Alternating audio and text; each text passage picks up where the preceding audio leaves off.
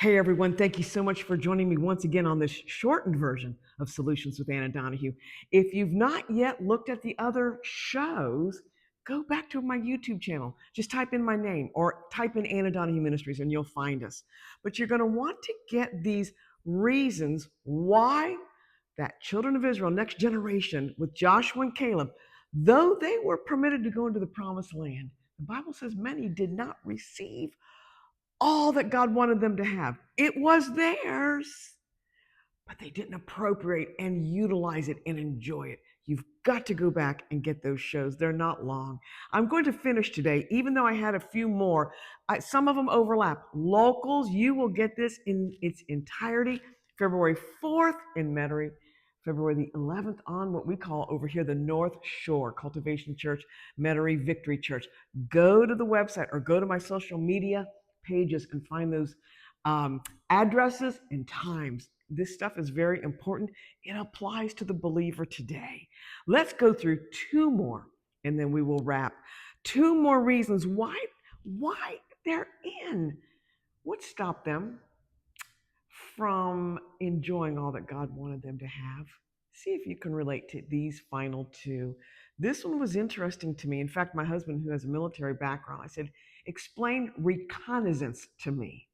Here's what it is. You're going to say, that's a reason why they didn't enjoy it. Now watch. Reconnaissance, a preliminary survey to gain information. It's a strategy. Joshua 2, 1 through 24. Now listen up. Joshua was a prudent military leader. As Jericho, guarding as it did the passage, the passway, the go-to into the interior, he sent 2 spies to make the preliminary examination. This is very good. Go look over the land, he said. His purpose, now watch, in sending them was not to determine whether to attack, but how. Reconnaissance, a strategy. Sometimes I find that when we're walking by faith and not by sight, we think we don't have to do anything. And I understand that. I understand, well, if you're in God, you rest, all the above. But James also says faith without works, the accompanying action, is not faith at all. It could be presumption. Point being, get a strategy from God. You feel that there's something you're missing out on in the promised land of Christ, all who Christ is, and all he is in you, on you, through you, and all you are in him, but something's not connecting dots, get a strategy. I'm telling you, God will give one. This is proof positive right here. Look at this. The 2 spies crossed the Jordan. They slipped into Jericho. That fortress of Jericho had its own security system. So Joshua has marching orders. Yes, sir, I'm going in. But wisdom said, let's go in and spy the land. That wasn't a lack of faith. That's wisdom as a military man saying, wonder what we would do to get in there. The believer, too, is joined to engage in reconnaissance, to be alert to the strategy of the adversary and a plan that God would have. Be self-controlled and alert, 1 Peter 5:8. Your enemy, the devil, prowls like a roaring lion looking for someone to devour. We're not just being devil conscious. We're being smart. We're saying, as David did, Lord, shall I go up this route? I've always done it that way before. And God says, oh no, I'm taking you a different way. But David had to listen. Joshua had to listen.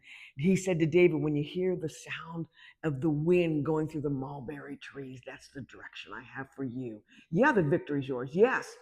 Get a strategy. You say, well, what? For Elijah, it was get on your face 7 times and don't stop until you see the cloud in the sky. I don't know what that'll be for you, but God does. Get a strategy. And finally, number 8. These I tell you. Laziness. This author calls it indolence, slothfulness. This can happen. You've been waiting, you've been tarrying for a long time, you get tired. Your only recourse is to go back to Christ. You may have to carve out time away from everyone just to refuel. In fact, Jesus did. So but another reason. Look at Joshua chapter 18, verse 3. How long will you wait before you begin to take possession of the land that the Lord your God, your father, has given you? Demanded Joshua. The context makes it clear the nation had gotten war weary. I've done that. And I've had to just press and go off by myself and say, God, you got to help me. Philippians 2:13. Both give me the will and the do. They had succumbed to slothfulness and indolence, which, if you look it up, is laziness. This author says they were reluctant to bestir themselves. That's a fancy word for stir yourself up. Didn't Paul say that too? Paul said, stir yourself up on your gifts, stir yourself up on your most holy faith, stir yourself up in God. One more line and I'll close. Comfort and influence are no friends of faith. These guys, these next generation, many of them, sacrificed future achievement on the altar of present enjoyment. There was much more, but they just kind of rested, kind of just chilled. There was so much more to do. Thus, they despised their inheritance and were content to live far below the level of their privilege. Oh, I don't want that to be you. I don't want that to be me. I will take these as well. I am in it right now, promised land living, and I'm stirring myself up. I want that for you.